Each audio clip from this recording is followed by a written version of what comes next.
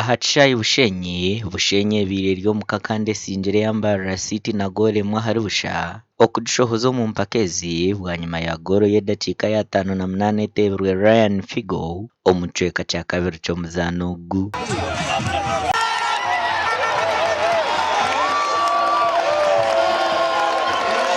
Bushenye kagabwe sinjire yambara City mu ruzano rwo kubanza na goli berahari yemwe omuzano gwazanirwa mu Chai kaceka. Bushenye nteija kuritana na Ntunga Messinjire rwampara na goli berahari yemwe bite kagabwa yagisinjira omuzano gwencuro yo kubanza na goli na harusha nuko korabaho na goli tana hari ibiri churuhuresho huize buhweja basinjire mpakeze mirundi ebiri na goli tana hari nazo kusumara za penalty bwa nyuma yo kugwa chikazi na goli berahazindi kandi omuzano gwabandize ukagabwa guhire na goli mwahandijo.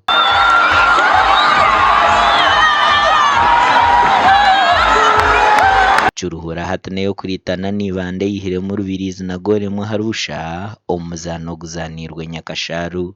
no korera hamwe tukateko mu nkora bakoci bito byone batendekere tukakorera hamwe mu Kisayi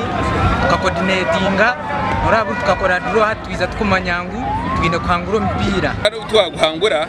mu matwakine yo tasikendije akwa twaza kwatana na Kiruhura weekend kwija